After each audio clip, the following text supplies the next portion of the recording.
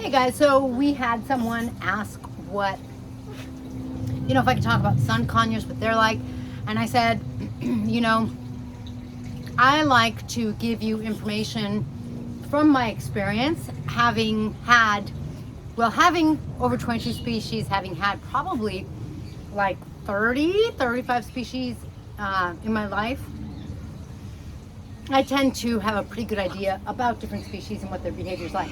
This, of course, is Orabella, the umbrella that my fella brought home. And she is not a sun conure, but I don't have a sun conure. And I said to the person, so like I like talking to you from experience. When I look for information online, there's contradictory information, and I don't like that, of course. So I really like bringing you my experience, because I'm not telling you what is, I'm telling you what I've experienced. I do tell you what is from what my experts have told me, which I generally find to be very, very true. So the person said, yes, I know, but if there's anything you could tell me, that would be great. So here is the little bit I know about sun conures. Sun conures are, of course, one species in the conure family. The conure family has over 50 species, and that's a lot of species. No, they're not all common, but if you were to go to an exotic bird show or to an exotic bird store, you are going to find a lot of different species. That's my macaw's tail. A lot of different species of conures. You'd probably find, easily green cheeks, maybe crimsons, maybe black caps, sun conures, kind of just depending, maybe some blue crown conures. So sun conures tend to be more common to find because they're so popular. Sun conures are one of the most iconic, beautiful parrots because of their incredible colors. However, sun conures are also, within conures, some of the loudest parrots. Not like her. She's way, way louder. I'm like, how can I get her in a little more? And I don't think I can. My cup, if you're looking for some awesome Christmas gifts, there's my daughter's design of parrot cakes.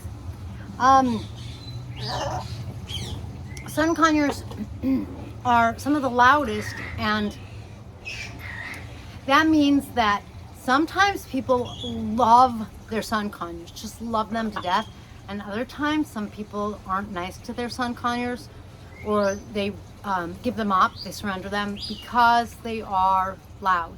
So I think that's one of the most important things you need to know. I don't really hear a lot of middle of the road, like my sun conures just whatever, average, just, I kind of hear like stories where the sun conure wasn't treated well, although I don't hear very many of those, thank goodness. Or I hear people say that they just adored their sun conure. So they have awesome personalities. Now, part of that is because they are in the conure family. Conures are, stereotypically speaking, the most affectionate and loving family. Now, I don't know, yeah, that's fair. So I say that because, for example, Orabella here, can I get her in the picture? Oh, I got her in just a little more. Orabella here, she is affectionate and she'll let me pet her, granted. But when you watch cockatoos in the wild, you'll notice that they're in a flock. They're in a big flock. They are some of the biggest flocks I've heard of. Like, I've heard of cockatoos of like 20,000 members. But they aren't like this. They're going to be like in different places on a tree, but not necessarily attached to each other. Even though she's letting me pet her and she's gotten more affectionate with us, it's not like she wants to always be on me.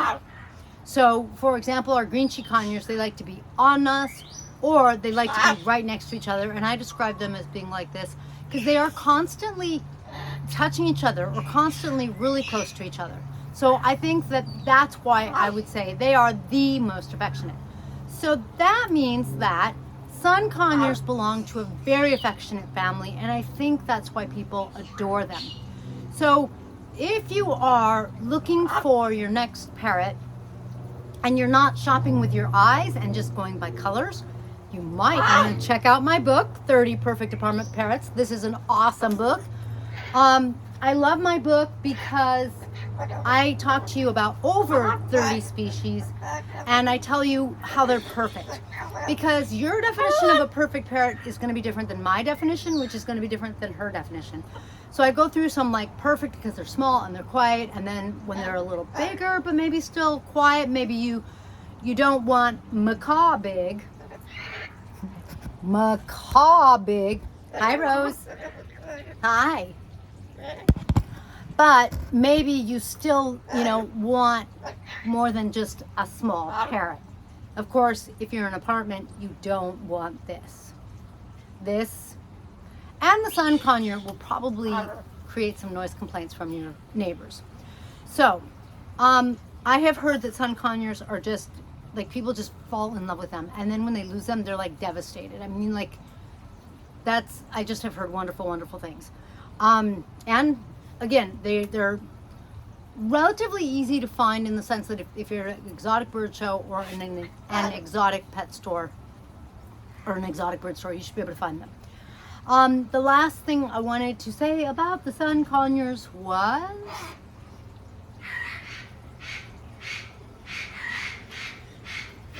I like that. I don't know. I don't have one. I've never had one. But hi, sweetie. From what I've heard, they tend to get along with other species. Now, don't forget, check me on that because I don't know if it's true. But I've heard people say that, they've had their sun conure with other birds and like that never seems to be a problem. So I think that's a really wonderful thing because, for example, our kikes cannot be with other birds. So, I hope that helps give you a little good information about sun conures. Make sure you check out my book on Amazon.com. If you enjoyed this, give Arabella, my umbrella, one of these, and me, just like her crest.